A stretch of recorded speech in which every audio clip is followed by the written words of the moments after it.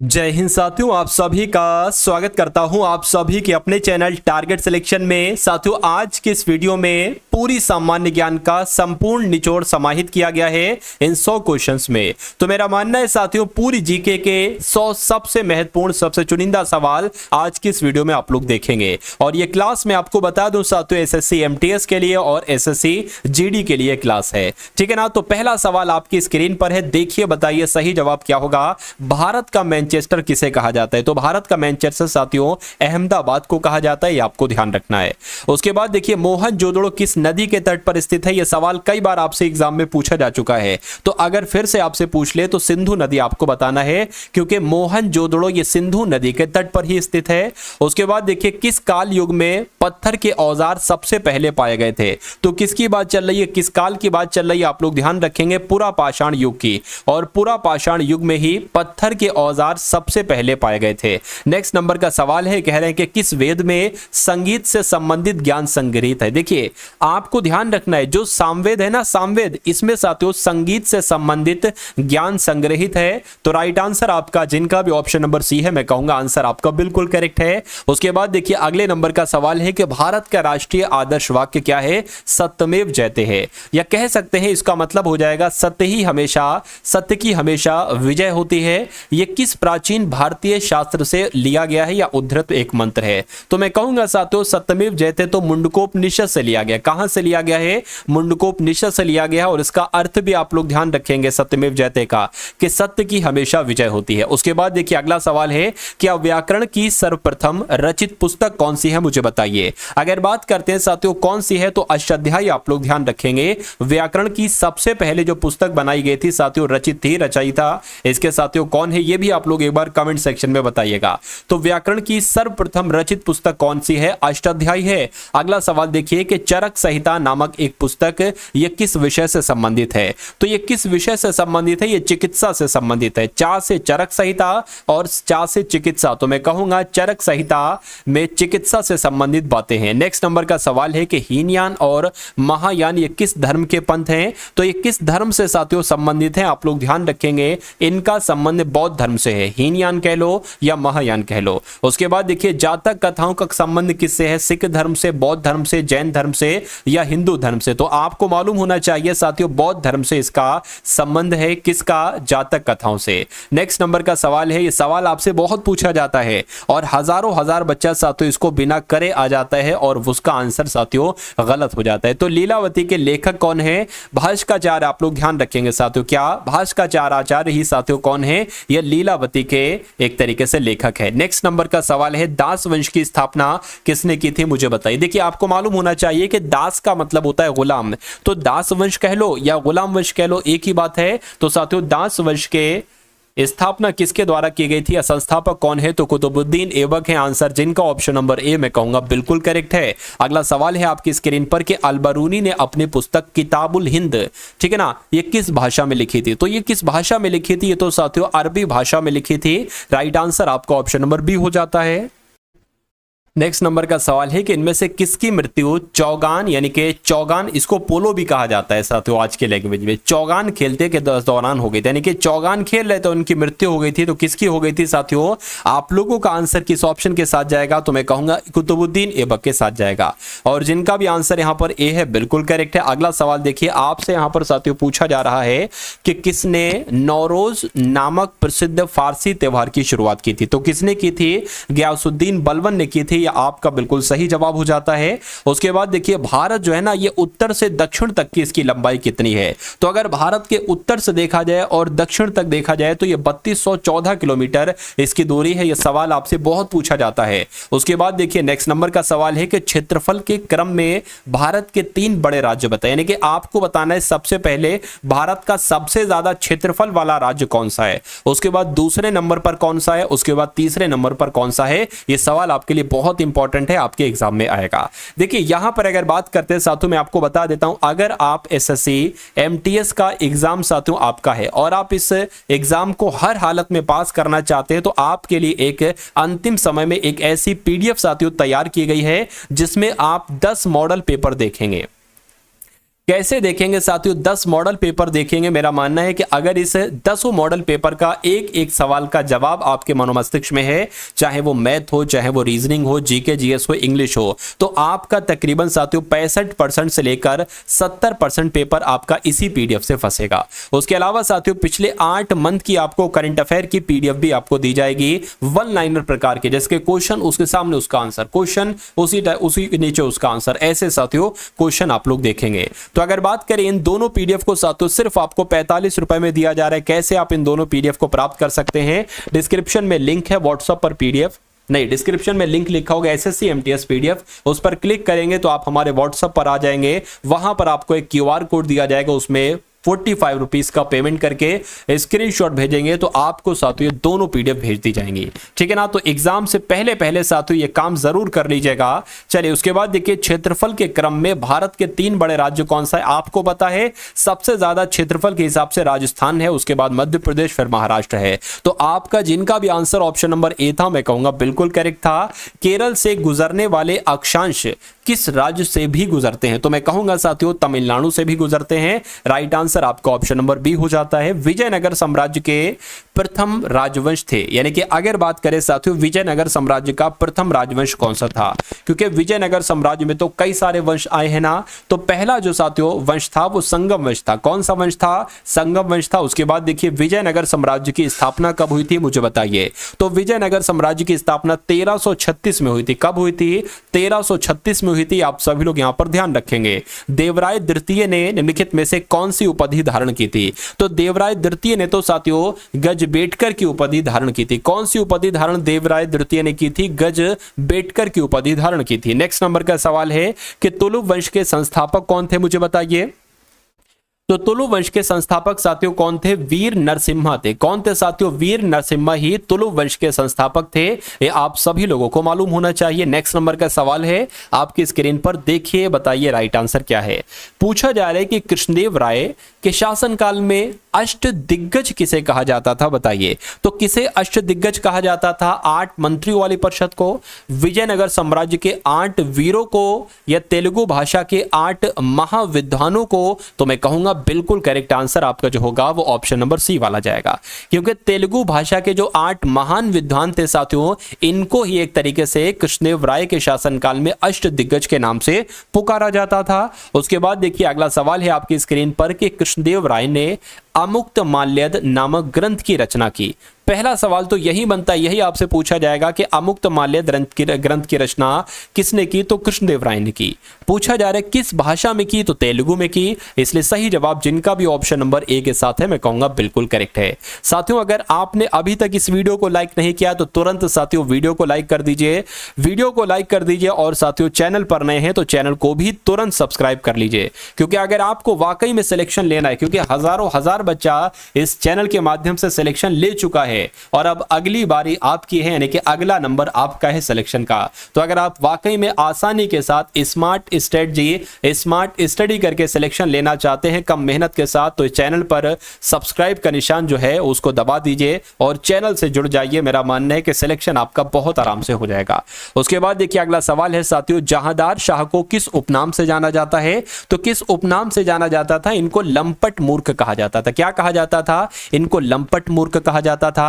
उसके बाद देखिए जिस मराठे ने 1719 ईस्वी में फर्रुखसियर का तख्ता पलटने में सैयद बंधुओं की मदद की थी, उनका नाम क्या था, तो उनका नाम बालाजी विश्वनाथ था। क्या नाम उनका था साथियों, बालाजी विश्वनाथ था। ये क्वेश्चन बहुत इंपॉर्टेंट है और आप लोग ध्यान रखेंगे। उसके बाद देखिए मयूर सिंहासन पर बैठने वाला अंतिम मुगल शासक कौन था, मुझे बताइए। तो कौन था साथियों वो अंतिम मुगल सम्राट जो मयूर सिंहासन पर बैठा था, मैं कहूंगा मोहम्मद शाह था। सही जवाब जिनका भी ऑप्शन नंबर बी मैं कहूंगा बिल्कुल करेक्ट है। अगला सवाल है कि मुगल बादशाह ने आलमगीर द्वितीय की उपाधि धारण की थी, यानी कि किस मुगल बादशाह ने आलमगीर द्वितीय की उपाधि धारण की थी, मैं कहूंगा साथियों अजीजुद्दीन उनका नाम था। और अजीजुद्दीन ये एक मुगल बादशाह थे, इन्होंने आलमगीर द्वितीय की उपाधि धारण की थी। नेक्स्ट नंबर का सवाल है, पूछा आपसे जा रहा है कि राम मोहन राय को अकबर शाह द्वितीय ने कौन सी उपाधि दी थी, तो इनको साथियों राजा की उपाधि दी थी। क्या राम मोहन मोहन राय की अगर बात करते हैं तो उनका पूरा नाम फिर क्या हो गया, राजा राम मोहन राय हो गया। और आप पढ़ते हैं राजा राम मोहन राय का बार बार जिक्र आता है हर जगह पर, ठीक है ना। तो राम मोहन राय को राजा की उपाधि किसने दी थी, अकबर शाह द्वितीय ने दी थी। ये बात, ये सवाल, इस सवाल का जवाब आपको ध्यान रखना है। चलिए, अंतिम मुगल बादशाह बहादुर शाह जफर था, उनके पिता का नाम क्या था, तो उनके पिता का नाम अकबर शाह द्वितीय था। क्या नाम था साथियों, अकबर शाह द्वितीय था। उसके बाद देखिए, इनमें से कौन सा खोजकर्ता भारत आना चाहता था, किंतु इसके बजाय 1492 ईस्वी में अमेरिका के तट पर पहुंच गया। यानी कि आना भारत चाहता था, पहुंच गया अमेरिका। तो क्रिस्टोफर कोलंबस की बात चल रही है। क्रिस्टोफर कोलंबस आपका इस सवाल का क्या होगा, बिल्कुल सही जवाब हो जाएगा। उसके बाद देखिए, अगला सवाल है आपकी स्क्रीन पर, नेक्स्ट नंबर का सवाल है, कहा जा रहा है कि गोवा को पुर्तगालियों से स्वतंत्रता किस वर्ष में प्राप्त हुई थी। तो मैं कहूंगा कब हुई थी साथियों, ये आपको भी मालूम होना चाहिए, 1961 में हुई थी। बिल्कुल सही आपका जवाब हो जाएगा। नेक्स्ट नंबर का सवाल है, वास्को डी गामा भारत कब आया था। तो वास्को डी गामा भारत कब आया था, 1498 में वास्को डी गामा भारत आया था।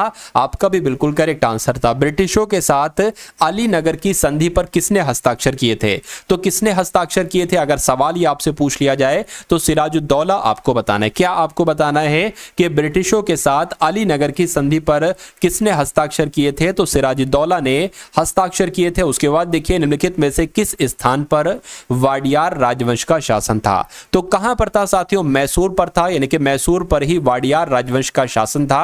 ये आप सभी लोग ध्यान रखेंगे। स्थायी बंदोबस्ती लागू होने के समय वर्धमान का राजा कौन था, तो साथियों कौन था वर्धमान का राजा, तेज चंद था। कौन था साथियों, तेज चंद था। ये आप सभी लोगों को यहां पर मालूम होना चाहिए। उसके बाद देखिए, स्वतंत्रता प्राप्ति से पहले भारत का सर्वप्रथम जूट मिल ये कहां पर स्थापित किया गया था, तो ये साथियों कहां पर स्थापित किया गया था, ये आप सभी लोगों को मालूम होना चाहिए। बंगाल में स्थापित किया गया था, जिनका भी आंसर है ऑप्शन नंबर बी मैं कहूंगा बिल्कुल करेक्ट है। उसके बाद देखिए, अगला सवाल है कि रैयतवाड़ी व्यवस्था को कहां पर और मद्रास में शुरू किया गया था, यानी कि कहां शुरू किया गया था, तो आपको मालूम होना चाहिए साथियों, रैयतवाड़ी व्यवस्था को बंबई में और मद्रास में शुरू किया गया था। तो बंबई जो आएगा ना, वो इस खाली जगह में आ जाएगा और आपका यही बिल्कुल करेक्ट आंसर हो जाएगा। उस डच का नाम बताइए जिसने भारत में आधुनिक शिक्षा के संवर्धन में राजा राममोहन राय की मदद ली थी। तो किसने राजा राममोहन राय की मदद ली थी,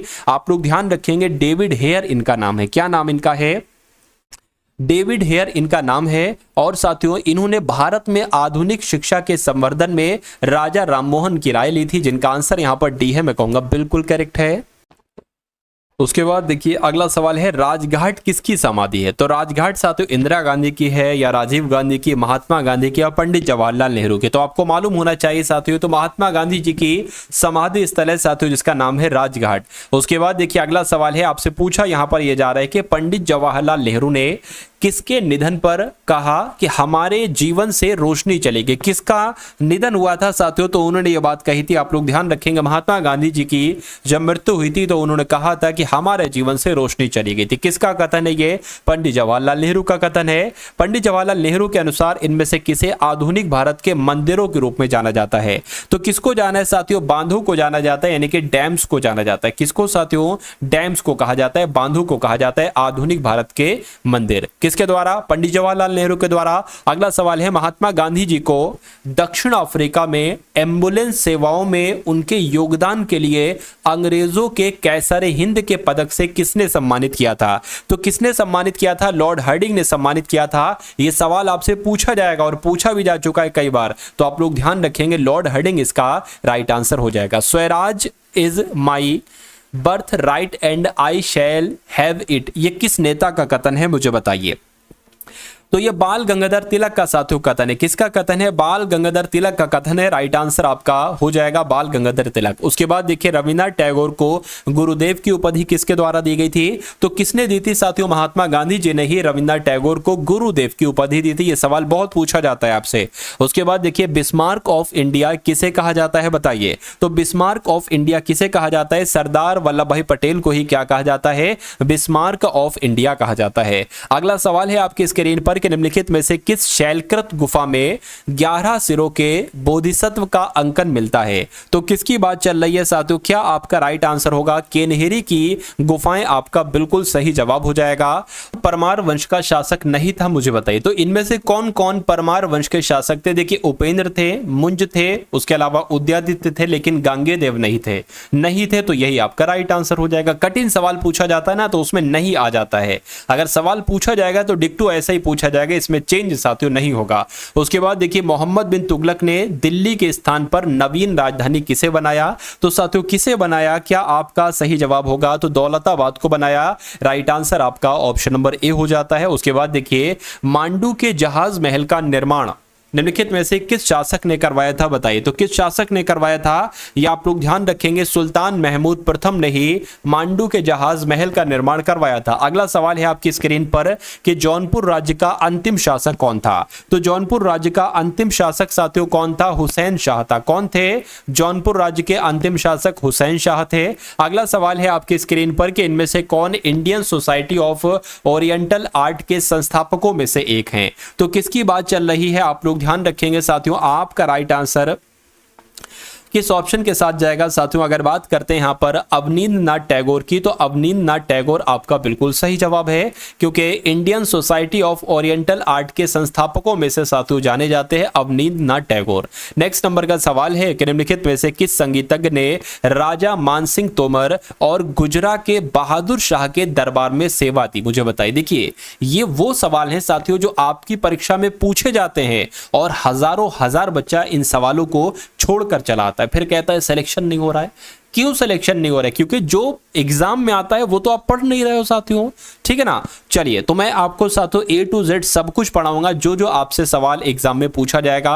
तो आप लोग ध्यान रखेंगे साथियों, किस संगीतज्ञ ने? तो वैजू बावरा ने राजा मानसिंह तोमर और गुजरा के बहादुर शाह के राज दरबार में सेवा दी थी। उसके बाद देखिए निम्नलिखित में से कौन सा विद्वान कुंभा में दरबार नहीं था? देखिए कुंभा में दरबार कौन था, कौन नहीं था? मुनि सुंदर सूरी था, नाथा था, टिल्ला भट्ट था, लेकिन मुनि जिन विजय सूरी नहीं था तो ये आपका राइट आंसर हो जाएगा। उसके बाद देखिए निम्नलिखित में से किस सूक्ष्म जीव को सजीव और निर्जीव के बीच की कड़ी कहा जाता है? ये भी बहुत इंपॉर्टेंट क्वेश्चन है, तो आपको मालूम होना चाहिए। वायरस की अगर बात करें या विषाणु की बात करें तो विषाणु को साथियों सजीव और निर्जीव के बीच की कड़ी माना जाता है। अगला सवाल है आपकी स्क्रीन पर कि मानवों में आवाज द्वारा उत्पादित होती है, यानी कि मानवों में जो आवाज होती है ना साथियों, ये किसके द्वारा उत्पादित होती है? तो कंठ के द्वारा साथियों उत्पादित होती है।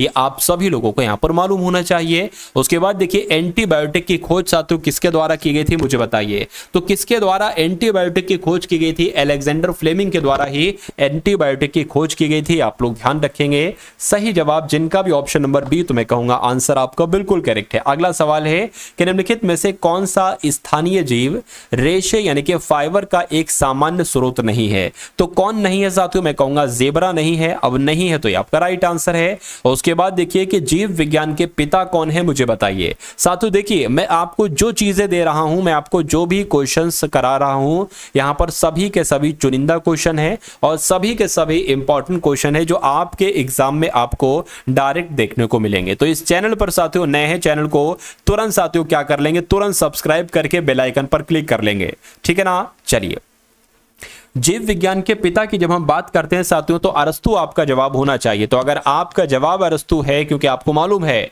कि जीव विज्ञान के पिता कौन है? अरस्तु हैं, जिनका भी आंसर ए बिल्कुल करेक्ट है। उसके बाद देखिए विश्व जल दिवस साथियों किस तिथि को मनाया जाता है? मुझे बताइए। तो विश्व जल दिवस साथियों क्या 22 मार्च को मनाया जाता है? मैं कहूंगा बिल्कुल विश्व जल दिवस तो 22 मार्च को ही मनाया जाता है। अगला सवाल है आपकी स्क्रीन पर कि भारत में वन नीति 1952 ईस्वी का संशोधन कब किया गया था? तो साथियों संशोधन कब किया गया था? 1988 में किया गया था। ये आपका क्या होगा? ये आपका बिल्कुल करेक्ट जवाब हो जाता है। अगला सवाल है साथियों कि ओजोन छेद से क्या तात्पर्य है? मुझे बताइए। तो ओजोन छेद से साथियों क्या तात्पर्य है? आपको मालूम होना चाहिए। ओजोन परत में छेद नहीं, शोभ मंडल में ओजोन परत का कम होना साथियों नहीं, समताप मंडल में ओजोन परत की मोटाई कम होना। मैं कहूंगा बिल्कुल सही साथियों, राइट आंसर। यानी कि सवाल अगर आपके एग्जाम में ये आता है तो उसका जवाब आप लोग ध्यान रखेंगे और ये सवाल आपसे साथियों पूछा ही पूछा जाएगा।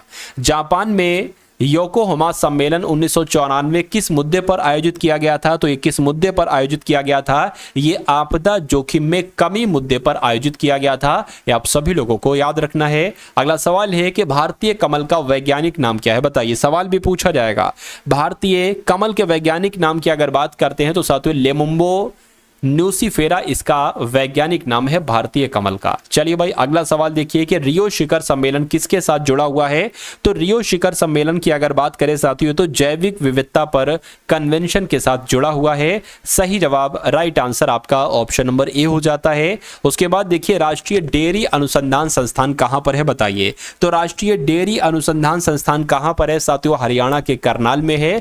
आप लोग ध्यान रखेंगे। सही जवाब जिनका भी ऑप्शन नंबर सी है, मैं कहूंगा आंसर आपका बिल्कुल करेक्ट हो जाता है। अगला सवाल है कि पृथ्वी सम्मेलन 5 ये आयोजित किया गया था। ये कब आयोजित किया गया था? तो ये साथियों 1997 में आयोजित किया गया था। कब आयोजित किया गया था? 1997 में इसका आयोजन किया गया था। उसके बाद देखिए किस पर्यावरणविद को जल पुरुष के नाम से जाना जाता है? क्वेश्चन को अगर बात करें ना, स्टार लगाकर साथियों क्वेश्चन आपको ये अपने मनोमस्तिष्क में स्टोर करना है। तो जल पुरुष के नाम से किसे जाना जाता है? राजेंद्र सिंह की अगर बात करें तो राजेंद्र सिंह को ही साथियों जल पुरुष के नाम से जाना जाता है। उसके बाद देखिए अगला सवाल है कि चिपको आंदोलन के प्रणेता कौन है? मुझे बताइए।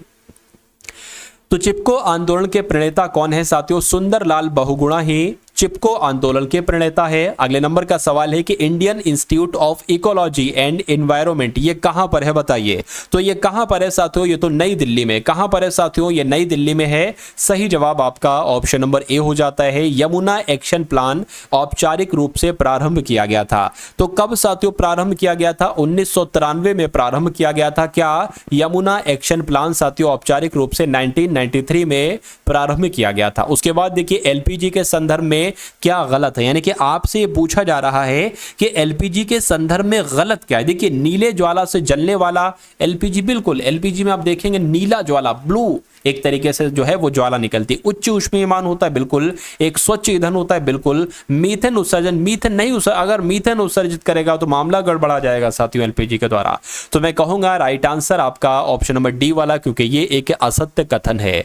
भारत का पर्यावरण संरक्षण अधिनियम किस वर्ष पारित किया गया? ये साथियों 1986 में पारित किया गया। ये आप सभी लोगों को यहां पर याद रखना है, आपको ध्यान रखना है। उसके बाद देखिए निम्नलिखित में से कहां अंतरराष्ट्रीय समुद्री संगठन का मुख्यालय है? तो कहां अंतरराष्ट्रीय समुद्री संगठन का मुख्यालय है? मैं कहूंगा लंदन में ही अंतरराष्ट्रीय समुद्री संगठन का मुख्यालय है। सही जवाब आपका जाएगा ऑप्शन नंबर ए के साथ। अगला सवाल है कि भोपाल गैस त्रासदी मिथाइल आइसोसाइनेट मिक रिसाव की घटना कब हुई थी? भोपाल गैस त्रासदी में जो मिथाइल आइसोसाइनेट नामक गैस थी, इसका अचानक से रिसाव होने लगा था, जिसकी वजह से बहुत सारे लोगों की मृत्यु हो गई थी। आसपास के मकान थे ना, तो ये घटना कब घटित हुई थी? ये डेट आपसे बार बार पूछी जाती है। तो 3 दिसंबर 1984 की ये घटना है। उसके बाद देखिए पॉलीथीन की थैलियों को नष्ट नहीं किया जा सकता। क्यों? क्योंकि वो बनी होती हैं ना टूटने वाले अणुओं की, या वो बनी होती हैं अकार्बनिक यौगिकों से, या वो बनी होती है पॉलीमर से या प्रोटीन से बनी होती है। तो मैं कहूंगा